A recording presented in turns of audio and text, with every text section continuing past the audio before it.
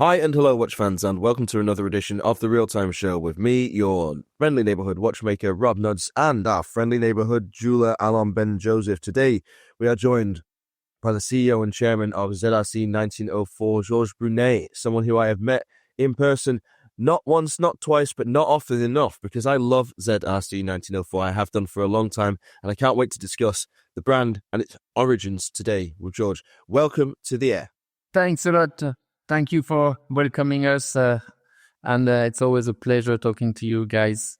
Hope we will go through a lot of good stuff about ZRC. Now, it's a long history. It's 121 years old now, the brand, which is obviously a wonderful heritage there in the background. But let's go right back to the start before we go any further. Go into as much detail as you can about the last 121 years since 1904 all the way up to today, because a lot of our listeners know about the brand.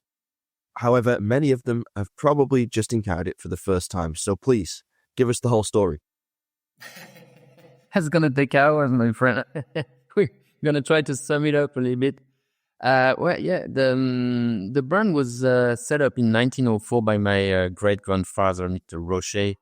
And at that time, he was pretty young because he was born in 1886. So he was a pretty young guy at that time. And that was awesome. But that's what could people do at this age about 120 years ago. And when we think about today, it's crazy. My son is 18 years old, and I cannot imagine him setting up a company and dealing with watches.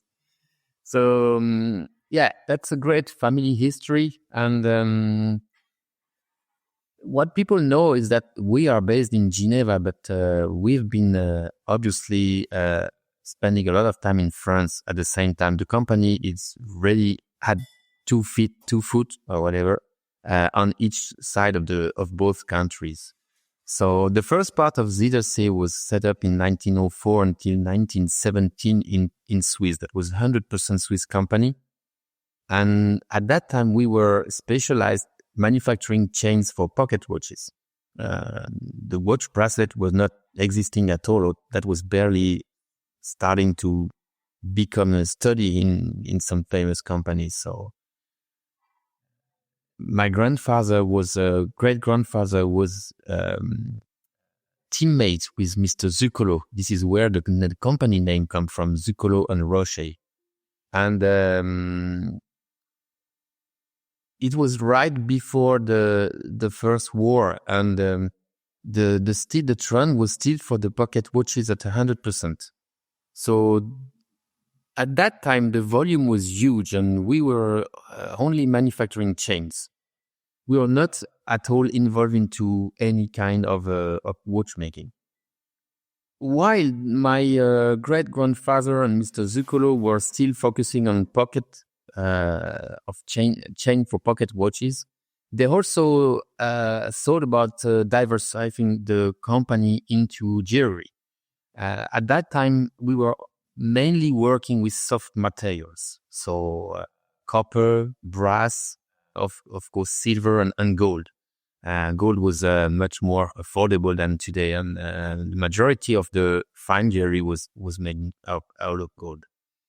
And right after the First World War, there has been a huge change on the market for the demand of a much more practical watch. Having the pocket watch into his jacket, and that was very complicated to have a direct contact with the real time. And the soldiers were already trying to fix the pocket watches around their wrist, twisting the chain around the wrist and trying to have somehow a quick glance or quick look, quick access to the current time. And that was when my ancestor invented a very, very typical bracelet. I have nice pictures and few samples still at the museum. And it's called a hook bracelet, more or less. So this bracelet was working like more or less a scissors with a central pin. And you could circle the pocket watch into this 4 small hook and wrap it around your wrist, wearing the pocket watch like a wristwatch.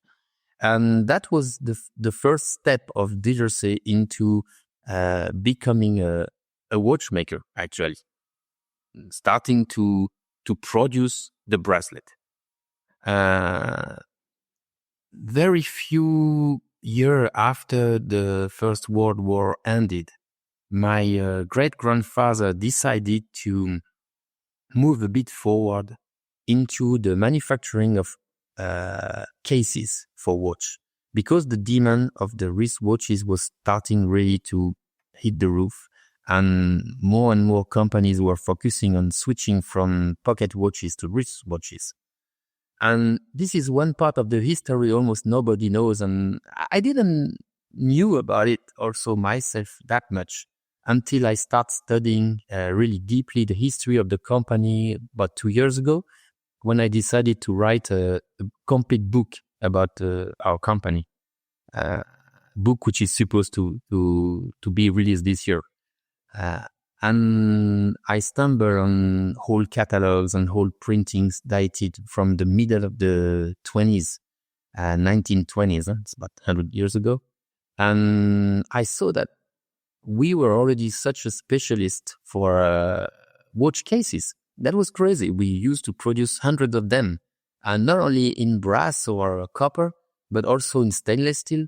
And even there has been some attempt to start producing in Titan back in the years. So this is where I really understood that how company always focused on manufacturing watch cases. This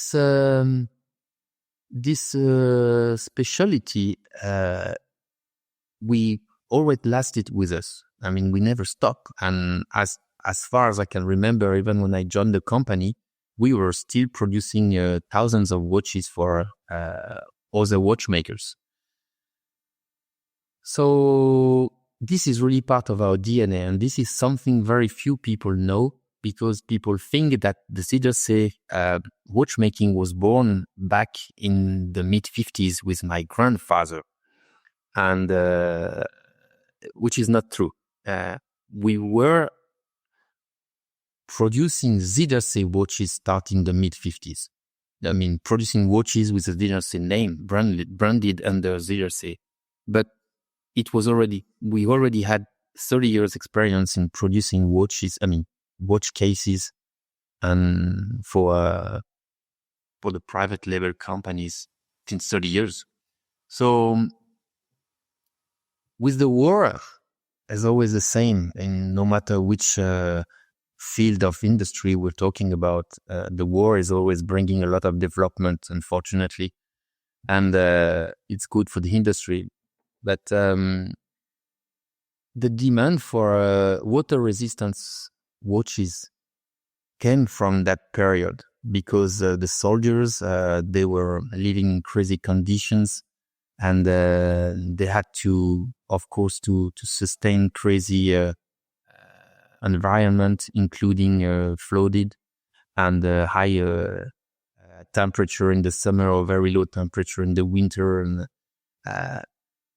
having the time with you was a must. I mean, you just couldn't rely on the church in the next village and wait for the bell to ring and know at what time you're going to launch your assault. So they needed to have time with them always.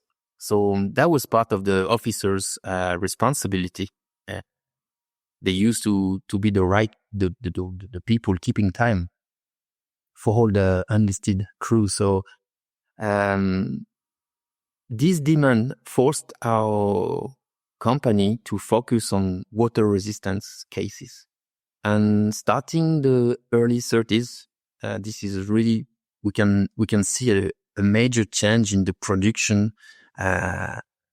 That's what we can see with our catalogs, where the case has become a little bit wider, a little bit thicker.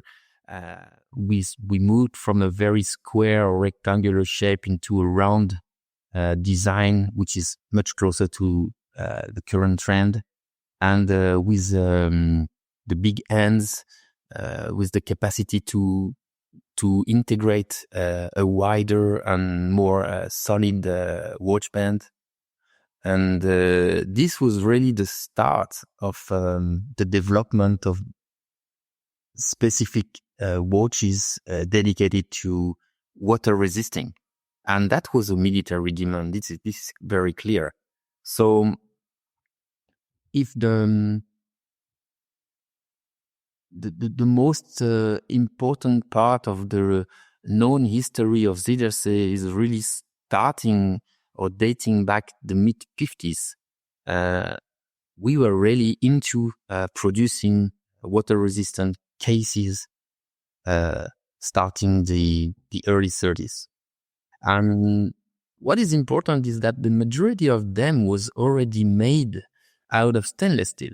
I was surprised because I thought that we were mostly focused on manufacturing cases in brass, which was the overall trend at that time. But not. We were already making stainless steel cases, and that was very interesting.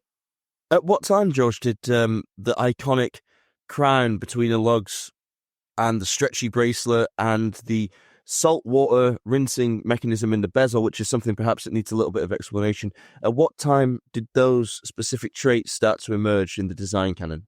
Okay, so we have to step back to the 1950s when the French Navy officially asked their suppliers to produce very specific dive watches under very specific requirements. At that time, ZRC was not working for the Navy, but we used to have a very, very good local retailer in Toulon, right in front of the French arsenals. And he was an official Rolex service center. And he was the official watchmaker repairing the current watches of the Navy. At that time, he was friend with our commercial manager. And he told him, well, ZRC, you know how to make water-resistant watches. You're working with so many companies. Why don't you answer this call and try to offer your own product to the French Navy? This is really how my grandfather had the information about this request from the Navy. So we are back in 1957, I guess. And at that time, we had one case, which is very famous today. It's the Grand Fond so-called S1 on the social nets and on Instagram and even now among the fans of the brand. And this watch was round, very round, 36 millimeter stainless steel case, very, very common, I would say. And it was produced for some other customers. It was a private label case. And somehow my grandfather asked our people inside at the development area or the prototyping to finalize a watch with a ZRC logo. And they decided to send it over to the Navy to check if by any chance we could be elected or we could pass the test somehow. And the watch passed very, very easily. I am explaining this in the book with all pictures and even some nice details about the watch, how it was produced already. And it was 1959 when we officially got the confirmation that we were registered as an official supplier for the Navy. Even at that time, we received a NATO number because all the NATO organizations were sharing the supply chain. And this is why ZRC was so much quickly known among different navies, because we were selling watches to the Belgian Navy or to the Spanish or the Italian or the French. And even some watches has been sent to the US or to Australia.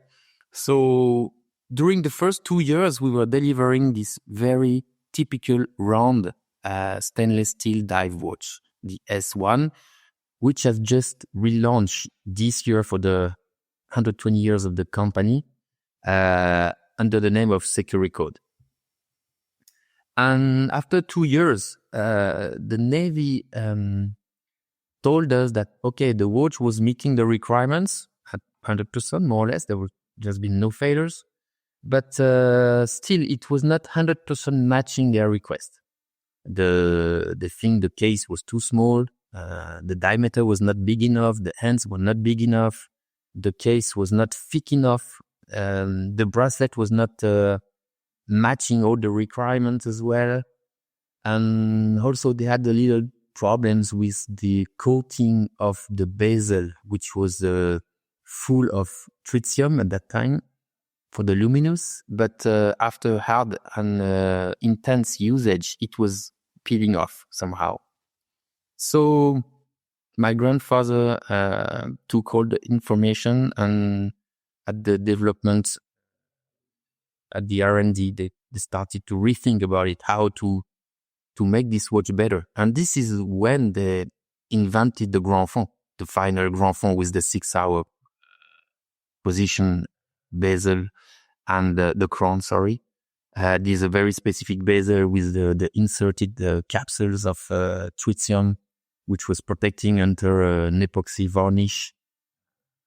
And this big black box with the chrome ring and this very, very high water resistant capacity, because that watch was officially breaking through 800 meters in 1961 during the tests. So that was most probably one of the best watch at that time.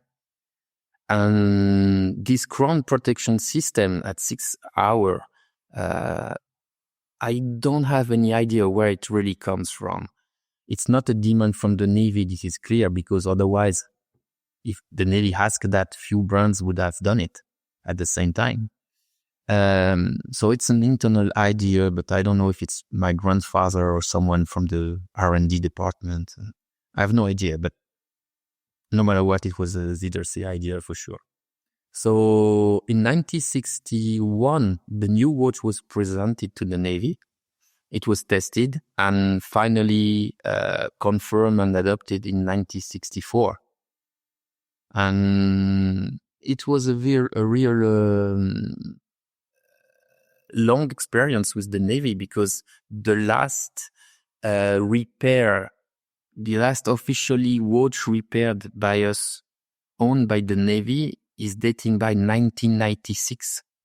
So it's a 35 years officially that ZRC has supplied the Navy. So how does your relationship with the Navy, this is the French Navy we're talking about. Yeah, talking about the French Navy. How does that align with Tudor's history of being an official supplier to the Navy? Were you both supplying watches at the same time, or was there 1 year when it was ZRC, 1 year when it was Tudor? Or what's the story there? Oh, the story is very clear. There were few brands officially delivering the Navy, 5 or 6 main brands actually. And I don't know exactly how the Navy decided to order to which supplier, mainly depending on the budget probably, because that was already important, but also maybe on the watch character itself. What I know for sure is that ZRC had the expertise in the non-magnetic dive watch, and that was the most important requirement for the mine clearance group and the diving fighters. So I know that ZRC was the official supplier, and we have supplied during 35 years, almost every year, numbers of watches to this unit. This is clear. At the same time, Tudor was also an official leader. There has been also some Rolex, there's been some Doxa, there's been few different watches, watchmaker, of course. But for sure, it was not a one-time delivery. That was watches were ordered and delivered every year. The official central purchase department of the Navy was based in Toulon, and it was AF Toulon, approvisionnement de la flotte, so watch supply of the fleet. And they were then dispatching to the different units depending the needs of the unit. So the ZRC watches have been dispatched on either mobile units or air units or sea units.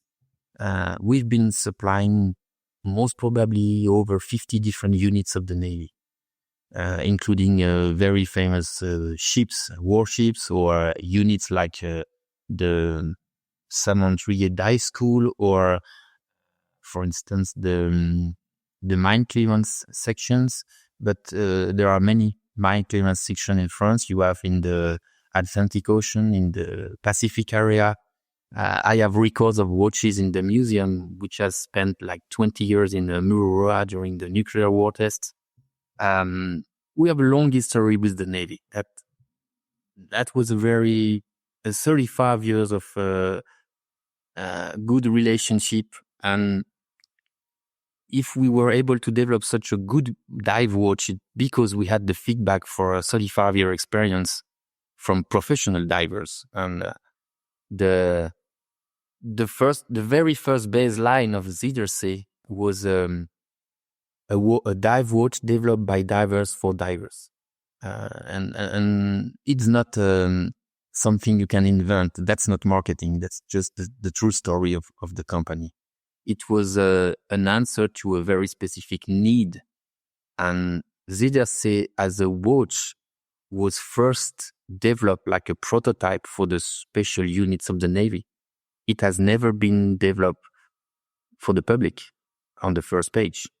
After my grandfather has invested so much money and time into developing what was probably one of the best dive watch at the time, he finally decided that it was time to depreciate the investment by trying to offer it to the public and selling through our sales net at the time. But first, it was developed as a real prototype to supply only specific divers of the Navy. So this is what is the biggest difference between the ZRC and, I would say, almost all other watchmakers specialize into dive watches, because they all started with a public version that was then dedicated or customized for the Navy. And we did it exactly the other way around. We're almost halfway in, and you see that Rob loves ZRC and you, Georges, because he doesn't let me even take the mic. So thank you for all these amazing stories, because in Judaism, we congratulate somebody on their birthday up until their 120th. This is the 121st anniversary for you guys. So the question is, what's next? But I'm so happy to hear this podcast, because we met during Geneva Watch Days last summer in Geneva. And I was so happy to hold the watches in my hands, because I've actually never held a Grand Fond watch there. My French is too poor, but I think that the dial for these legendary watches say étanche Grand Fond. Does that mean deep sea waterproofness? Something like that. Something very close. Étanche is water resistance, more or less, and the Grand Fond is deep sea. We use it more as a brand name than a characteristic of the watch itself. But yeah, that's pretty close. I've been sitting still, being a good boy, listening, holding my mouth shut and my microphone off. I have a zillion questions, so I'll go all over the place, but ask them one for one. The topic on the mil spec of the navies.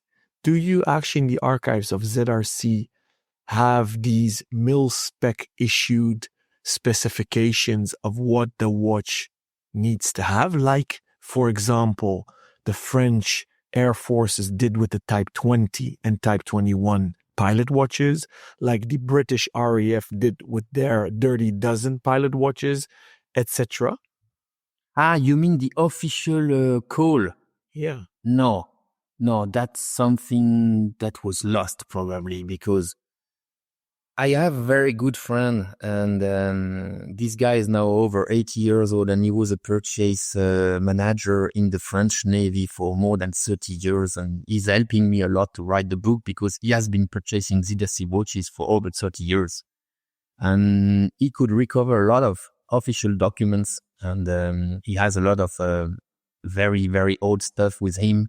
So I could scan and get a lot of information about what was the process and how the Navy was elected watch suppliers or even pin suppliers, whatever, mask suppliers. And we have a lot of information, but the official or very first request from the Navy seeking for a supplier who would be able to provide the right dive watch required by the special unit.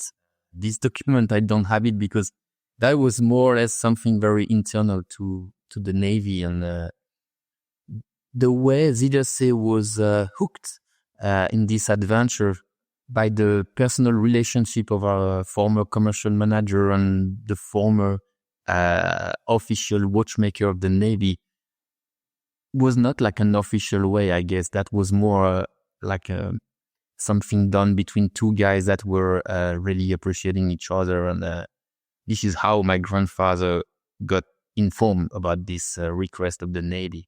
We were not directly asked by the Navy on the first place, actually.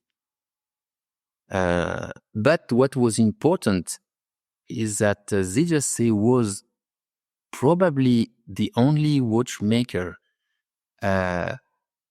who really decided to produce a watch from A to Z, from the scratch, for the needs of the Navy. Whereas the other watchmakers just try to adapt an existing watch to their requirement.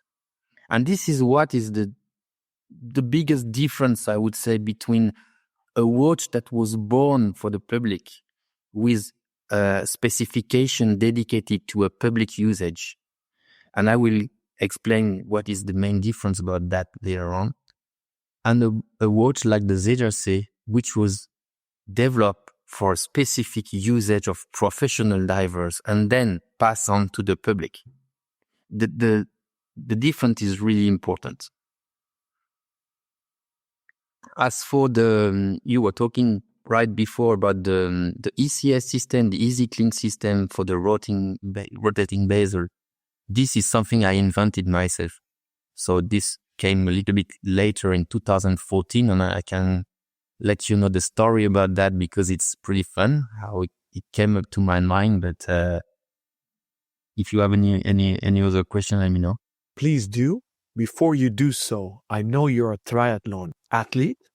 Are you a diver as well, besides that you need to swim for your triathlon? I was a diver before I ran triathlon, actually. I started diving when I was about 16 years old, probably 17 years old. And so, of course, I dive with tank. And lately, I had to perform a new degree in rebreathing system because for the last adventure we've been through with the Phoenix in Vietnam, we had to dive 120 meters deep. So that was not possible to do it by air. And with a normal tank, we had to go with a rebreather and a trimix. So I had to go under this new training. And since 2015 also, when I met Stéphane Toureau, our vice world champion in free diving, which is our ambassador today, I also started to dive, free diving. So now I can free dive about 50 meters deep. Please do tell us about the ECS system, so the Easy Clean system. Yeah, that's a very, very cool story. And that's a story that can only take place with a company with a long history. You cannot invent something like that just by dreaming one night. It's a long process through your mind and your brain, and it has to come through real experimentation. So we are back in 2004, and I'm not at all into watches as far as ZRC is concerned. We are still producing private label watches at that time, because this is also one part of the story people don't know is ZRC never stopped producing watches, actually. We had a different company at that time in the group, and two of them were specialized into manufacturing watches for private label. And we used to manufacture more than 100,000 pieces every year during years and years. So at that time, I am the one taking care of one part of the private label watch production. And being a watchmaker is teasing me, but I'm not a watchmaker. I've never been a watchmaker until late. And I'm already interested into ZRC vintage watches. My father gave me his father watch a few years before, maybe 1994, right before I joined the French Navy, I guess. And so I was wearing this watch when I was in the Navy myself, not really realizing what it was representing, but just having fun wearing my grandfather's watch. And when I came back, I joined the company in 1998, and I immediately tried to focus on ZRC vintage watches, and they were all very much damaged, almost broken after long years of heavy usage. And I asked one of our old reps at that time, living in the south of France, do you know anyone with an expertise in ZRC old watches? Because we don't have any people here knowing anything about this watch. And he said, yes, there's an old guy in Toulon, Mr. Pastre, and he used to be the French Navy watchmaker. And he was selling all the ZRC watches at that time, so you should contact him. And he gave me his number, I remember, and I called the guy. And he was very old, over 90 years old. And his breath was very difficult over the phone. And I could feel some pain. He was sick. And I knew later on that he had a cancer. And I told him I am the grandson of Louis Brunet, and I am taking over the company, and I want to know more about the ZRC Grand Fond. Is it possible to meet you? And he said, yes, with pleasure. Louis was a good friend. And so whenever you're in Toulon, just step by. And so I met the guy, 2004. And we immediately had a very special relationship. He was a very good friend of my grandfather.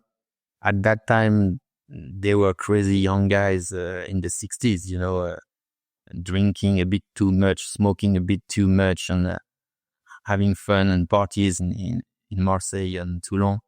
And we immediately had a good feeling together, and he taught me how to repair the Grand Fond. And because he had a lot of tricks, and this watch is very, very complicated to operate. The rotating bezel system, the crown, the closing system, everything is complicated with this watch. This is where the story started, because you really understand that was developed like a prototype. It was not developed for industry. It was not developed for the public. This is clear. It was requiring a huge amount of knowledge in terms of watchmaking to operate this kind of watch and being able to repair it. And I spent years with him, maybe 2-3 years, coming every year, maybe 4 or 5 times, meeting him in Toulon and in his small workshop.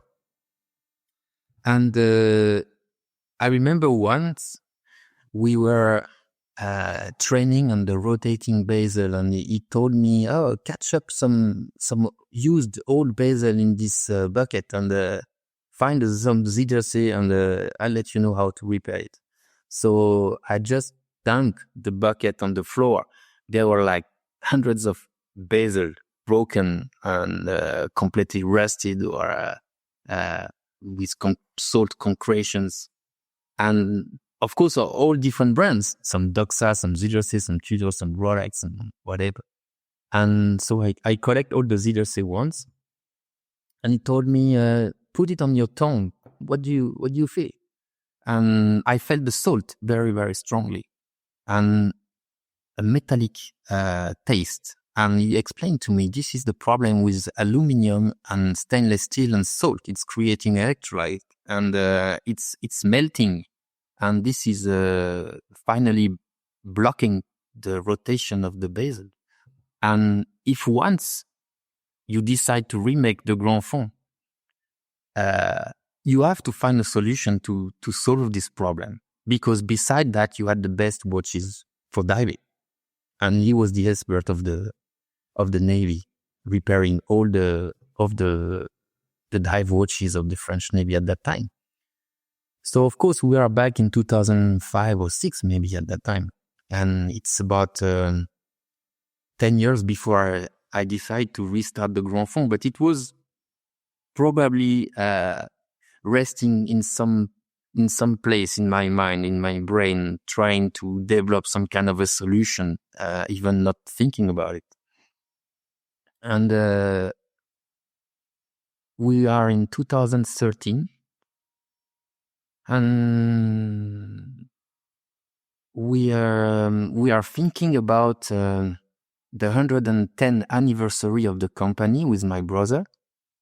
What to do? Try to have some kind of a ceremony or invite big customers and all the partners and do something for the 110th anniversary. And I'm wondering, what should I do? I have to do something. I have to present a specific product. I have to show something to demonstrate what is ZRC, what's the knowledge we have accumulated after 100 years, and etc. So I start to think about the specific product. And since we are not anymore into watchmaking under the ZRC brand, I'm much more focused, honestly, on jewelry. So I'm thinking about a very special jewelry because we have a long history of over 8 years in the jewelry business as well. So that could be a solution. At that time, we are running 4 different brands. We have ZRC, which is the main brand where we have the core business selling replacement bracelet in metal, synthetic, and leather. We have a high-end, unmade in France, in exotic skin line, which is ZRC 1904. And we have a fashion jewelry brand in a premium access luxury in silver, which name is Eva Zuccolo. So in remembering of one of the founder, Mr. Zuccolo. And we have another brand, which is Rocher, for the men alternative jewelry made of carbon fiber, Titan, stainless steel. So we have 4 brands, and I am at the head of the marketing department at that time and the development, and I think it's too much. It's too difficult to develop 4 brands. It's too costly. It's too many fields of experimentations, and all the brands have different characteristics. So my idea is to try to find the one brand among the 4, which is the best, and to regroup everything. And to do that, I have a coach at that time, a brand coach, like a brand manager. It's an outside the company with a subcontractor. And we are having a lunch, and I am wearing my grandfather's watch. And he checked the watch quickly because the guy is an expert. And he told me, well, this watch is very weird. Why the crown is positioned at 6 o'clock? Can you show it to me? So I passed the watch to him.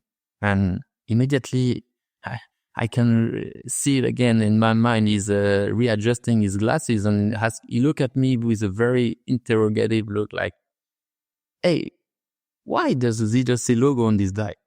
Because he doesn't know. And I explained the story. The French Navy, Commandant Cousteau, all the special units. And while I'm talking to him, I can clearly see his eyes becoming wider. And he's like, my guy, my friend, this is a bomb you're talking to me. I mean, this is crazy. This is a story everybody would like to have the same. So don't look for any other product. This is the one product you need to relaunch for the 110th anniversary. This is, you have to do this. This is embedding all the values of your brand, the family history, the quality behind the development, the technology acquired among those years. You have to go back with this. This has to be your diamond product on top of the ZRC pyramid. And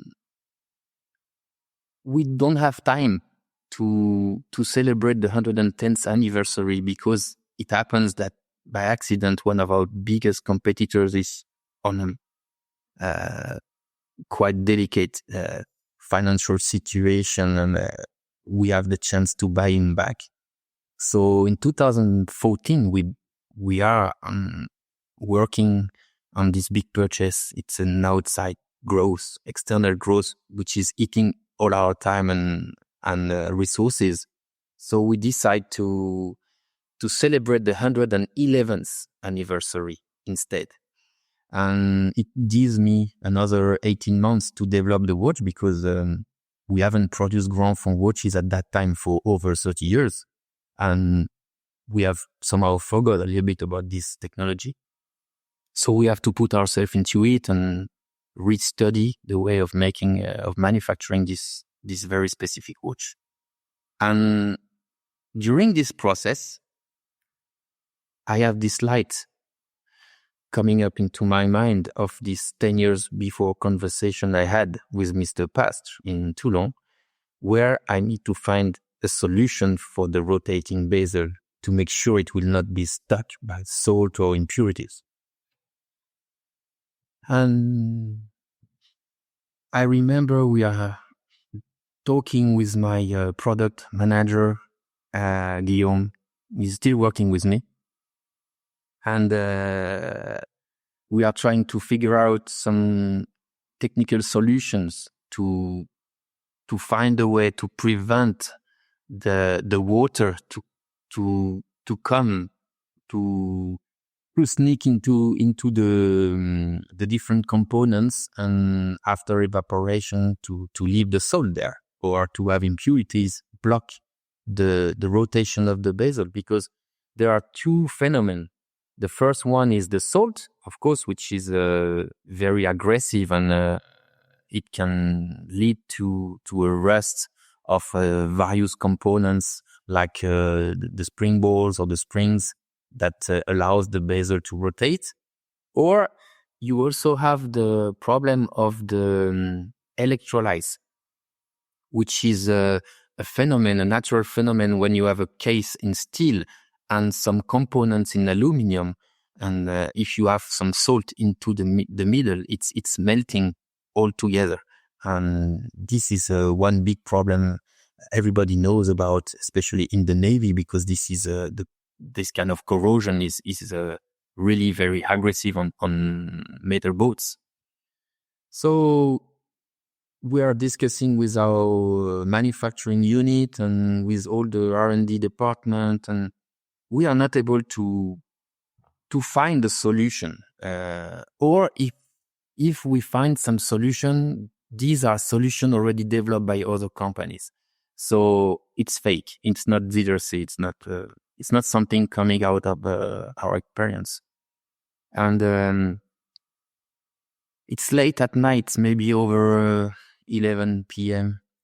And I'm watching a movie, and this is where the story is crazy. And I'm watching this very famous movie, Das Boot. I'm sure you've seen it, with this German U-boat submarine under attack in the Gibraltar Strait. And he's finally almost dunk on the bottom of the sea and taking water from everywhere. Whatever. After some time, the guys are able to have it come up to the surface, and they're saved. And at the time the boat reached the surface, you have on the German boats of the time a very specific tool on the hull, which are the events, and there are oblong holes on the outside hull of the submarine that is allowing the water and the bubble to circulate freely and come up to the surface very long after the submarine passed. And that was a way to cheat the enemy. So they were thinking the U-boat would be there where the bubble stumbled on the surface, whereas it was already passed long away. And when I see that, I think, okay, we cannot prevent the water from sneaking into the different components of the bezel. So what we will do, we will find a way to rinse this water after usage. And I start to draw something quickly. I remember I shoot a picture, I send it to my guy, and I tell him, try to figure this out more technically and see how much it can work. And this is how I invented the Easy Clean system. To your knowledge, has any other brand copied this Easy Clean system? Because I've seen brands that have easy pop-off bezels before, where the bezel literally is removed from the case. But this, I don't think I've ever seen this before. No, for sure, because we could patent worldwide this system. I started the patent survey in 2014, and I got the last patent in Japan in 2022. It took almost 8 years to patent in all major countries.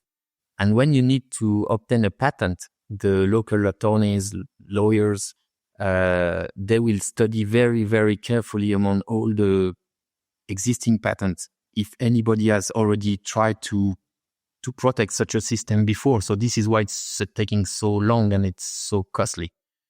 So of course I got many brands that try to oppose something, and Psycho tried, many brands tried to oppose some solution, but we could overcome them all the time, and finally we got the worldwide patent.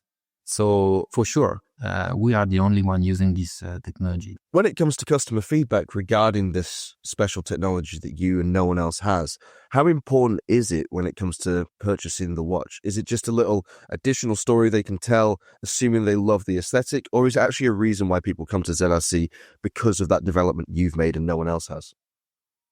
Well, I think there are two answers. The professional divers, which are still using a lot our watches, because we are still delivering a lot of the French Navy units, and we are also working a lot with professional divers all around the world, and they obviously love it because the bezel problems linked to the rotation is really happening. This is really something you are facing with all other watch brands whenever you try to use a public watch for professional usage. So thanks to our concept, this is something we can prevent, and this is 100% efficient. After now 10 years of manufacturing the ZRC Grand Fond again, we never had one single bezel problem. Never. So this is not just a marketing asset or just a patent for fun. It's really something that works. And that tells a lot about the ZRC and its commitment to producing a very unique piece of watch. So for the professional, it speaks really as an everyday usage. For non-professional, this is part of the dream. It's part of the history. You buy a Ferrari, you're not Fernando Alonso or Michael Schumacher or Lewis Hamilton, but you buy the Ferrari. And this is, I think this is the key. People part of a piece of dream. They love the history of ZRC because it's a long-lasting history in the same family. They love the history because the watch is different. The look is completely unique. And if you wear any other watch from 3 meters away, they all look the same. Besides the logo, sometimes you won't be able to see the difference. Exception for Panerai with a very specific case and some other watch like that, but there were very few. when you wear a ZRC, even if you don't know the brand, you immediately notice the crown at 6, and that's something that is very unusual. So all the history behind that, the crown protection system, the easy clean system, and the program deformation of material we're using, we can talk about it later, to increase the accuracy and the resistance to the depth, is there are very, very specific features embedded in the ZRC that are really telling who we are and who we've been and how we have been passionate into developing new technologies since we decided to go into watches. And I think that's part of the motivation of the public to acquire a watch which is not that much renowned still. So that's an interesting point. So the product itself is able to communicate the story, the brand's history, its heritage, and so on, because it is so specific to its task, to its intended task, and also aesthetically, like you say, unlike many other things on the market, it has almost no corollary. There are a few, of course, watches that do have crowns between the lugs, but all in all, within the dive watch sphere, it is quite unusual. You talked about a dream, about creating the idea of a dream, somebody buying this watch because they maybe aspire to the attributes one would bestow upon a daring deep sea diver. But how are you communicating that in ways other than the product itself? Do you feel that your communication strategy through the press, through your social media, maybe the way that you talk to people at events, do you think that's good enough? Have you seen great feedback from it? Have you seen great success from it? Are you planning on changing it or evolving it or developing it? And if so, how and when? Okay, a big question. Of course, it's never enough. We can always do better. This is the guy believing he's doing everything perfect as maybe to do something else. I'm sure we don't do enough. This is also why I spend so much time myself visiting official dealers, distributors, agents. This is why I'm attending all the shows, B2C events where I can meet hundreds of final consumers and tell them the story directly, because I'm the one who's really the expert about it, and I know all the crazy and crunchy details.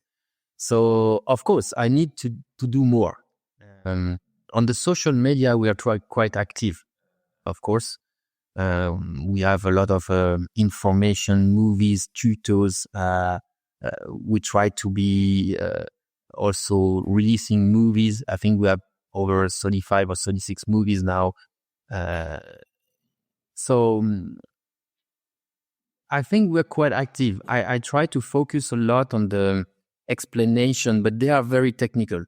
And in majority of the time, you need to find a way to be a little bit more easy, to go a little bit less into the deep details of the technological side, because not everybody can understand. It has nothing to matter with intelligence or capacity. It's just that when the technology is involved at such a point, when we are talking about hundreds of millimeter differences or material deformation under pressure, depending the molecular characteristics, it's not that easy to explain. So that's why we are focusing now on trying to develop 3D animated movies, thanks to the artificial intelligence, and try to display a little bit of science, a bit more like an animated movie, to make it easier to understand. Like if you were trying to explain something complicated to a child, for instance, and make it easy to understand, being more visual than technical. And this is a project we're working on now for 2025. Of course, it takes time and it's not easy to organize, because you need to correlate this together with the current technology and make sure we can be maybe shooting in 4K or maybe adapt it to the 3D dimension, wear it with a mask, and try to go deeply into the watch yourself, like if you were a small electron, and if you could follow the water, for instance, circulating into the easy clean system or stuff. So these are things we are thinking about to try to provide an easier approach of the technology embarked into the Grand Fond, because it's not so easy to explain in easy words, and also in the majority of the time it's referring to physical rules that are not easy to understand. For instance, if we talk about the specific case back we have developed, which is working like a submarine hatch, and this is an idea I also had because of my French Navy experience, and this is something nobody else is doing, but it's not easy to explain. So we try to have a 3D open drawing where we have like a sandwich of all the different components of the watch, how they are assembled together and how it works. But words is not easy because it takes time. You need to speak for minutes and people need to listen, and after sometimes you're not able to follow. So we need to be more visual. You currently have 2 family lines, both dive models. I'm quite sure in this 121 years, ZRC did not only make dive watches and pocket watches. Did you guys have chronographs and other watches? And are you planning to make, in the modern era of ZRC, other watch families and therefore complications or types of watches? Okay. So in history, ZRC has only produced dive watches. This is clear. Under the ZRC name. So there has been 3 models, the S1, the Grand Fond, and the Special. These are the 3 dive watches we've been producing from 1958 until 1982. We never produced chronograph. We never produced GMT. We never produced anything else than dive watches. As for the future, I quickly explained at the beginning that we have launched last year the Security Code, which is the rebirth of the very first ZRC dating back 1958, with the 3-hour chron. That was the very first ZRC officially registered at the French Navy. So I launched it last year because it was the 65th anniversary of this watch, together with the 120th anniversary of the brand. And for this watch, there is a chronograph coming up. It's under study now. So I'm not sure we can release it in 2025. We'll see. But this is already studying. There is also another chronograph which is under studying with the Grand Fond, with the 6-hour chron. And this is a project we're working on for 3 years. And I cannot tell you more about it now because it's top secret and there's a patent behind it. So I cannot develop more, but there's another chronograph coming up in the most known and renowned and characteristic watch, the Grand Fond. And we have a GMT also, which is finalized in terms of study. We are just now finalizing the prototyping and see how much we can match the case with the GMT movement and the dive movement we're using now with the SW300. So it's just a question of time until we release the GMT. Final question. When we look at where we can discover, touch, and feel the watches, we see you're very, very famous in France, Northern Italy, Switzerland. What is your distribution strategy for ZRC? That's a nice question. Okay, the distribution strategy is obviously to try to spread out in all major countries. This is clear. Unfortunately, the restart of ZRC has been very, very chaotic. I reopened the company in Geneva in January 2018. We relaunched the first limited edition 300 pieces for the 111th anniversary in 2015. At that time, 2015, nobody knew about ZRC anymore except the fans of French military watches, which was maybe less than 1,000 people in the world. So the first 2 years, 2015 and 16, was basically to try to relaunch the brand, attract the sympathy of bloggers, influencers, journalists, try to start to re-communicate a little bit about the watch. But to be honest with you, when I restarted the watch in 2015, I was not thinking of re-becoming a watchmaker, really. I was only thinking of remanufacturing few hundreds of the Grand Fond to show what we were capable of and have, among all the products we were producing, one dive watch. In 2017, I find out that there was a huge attraction of the market for the story of the Grand Fond. And I decided that it was maybe a good challenge to think about re-becoming a real watchmaker. That was an internal discussion we had with my brother, and we did not agree about that. So we had to find a solution to make everybody happy, and we split the company. So I quit the family business, I would say, because there were only one company at that time based in France. And I went into Geneva to restart ZRC.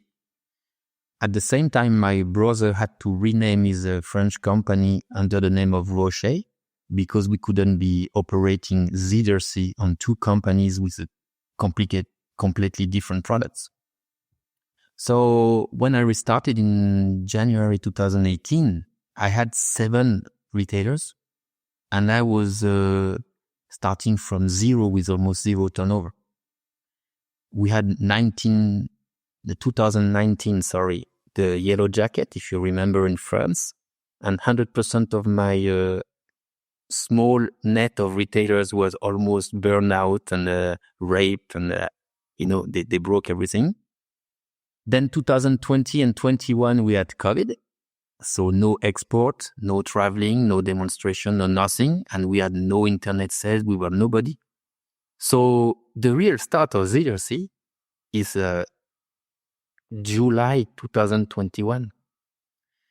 And 2022 was a crazy year for all the watch industry, because everybody went back to purchasing after starving from everything during the COVID.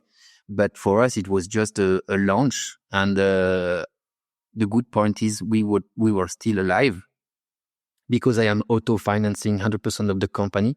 So that was very difficult to stay alive, I would say. And avoiding going bankrupt and being able to keep investing in developing products and line, getting the stock and delivering was a challenge by itself.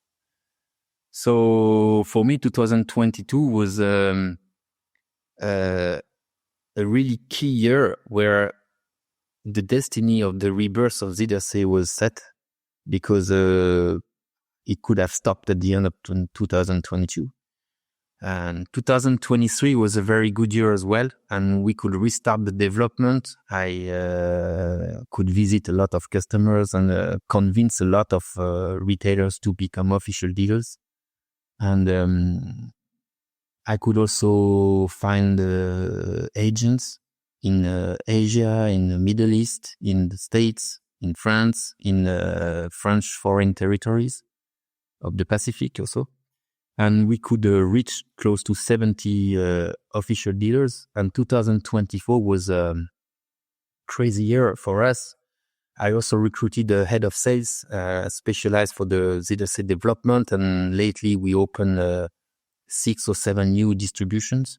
So in the past 3 years, the ZRC turnover multiplied more or less by 2, and the volume also. And we could introduce new lines and really start becoming a more integrated brand. But it has been very difficult. And for the majority of the people, they think ZRC is a huge company, maybe with 30 people working in and dealing already with 10,000 watches a year. But it's not the case. We're much smaller than that. And it was very close to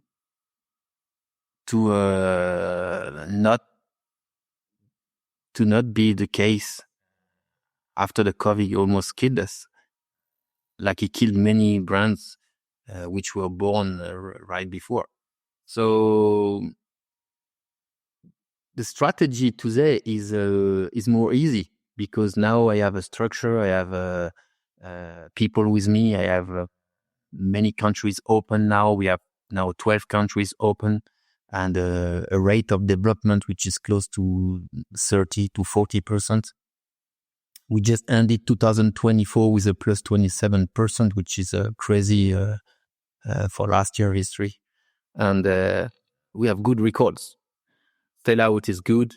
We have very few stock in the shops after Christmas. I just got all the inventories, and it's very good. So now we have almost opened all the Middle East. We have opened Japan. We have an agent for rest of Asia.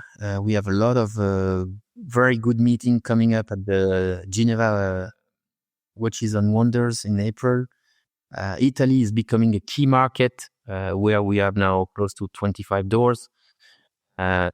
Swiss is also a quite strong market for us. So yeah, I would say the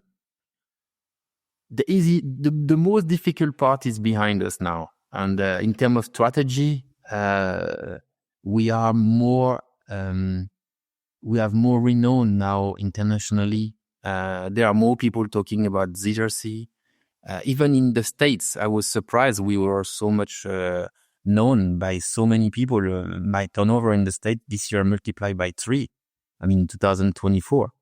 And we have not too many dealers there, but they are doing very good. So I'm pretty much happy with the way things are going now. And we have much more means to develop new products, to also focus on new adventures, and try to expose the brand as much as possible to get more fans. It sounds like the future is very bright, and thank you for taking some time out of your present day to come and talk to us about it, because for me, the twists and turns of the history of a brand that I've loved from afar, mostly from an aesthetic perspective, are absolutely intriguing, and I can't wait to hear more. It does sound like there's a lot more to hear, and I think that as the brand pushes forward, as you say, realistically, it's only been properly active for a couple of years. It will be amazing to see how it grows. So we will get you back on the show in the near future, but until then, we wish you all the best. If anyone listening has any questions for Georges, then please do get in touch. You can do so via Instagram. I'm there at RobNuds, ROBNUDDS. You can find Alon at ALONBENJOSEPH, or David at DAVAUCHER. You can contact any of us via email by adding our first names to @therealtime.show, or via the contact form on the official website, www.therealtime.show. We'll be back soon with more Q&A sessions and interviews with watchmaking's finest. Until then, stay safe and keep on ticking.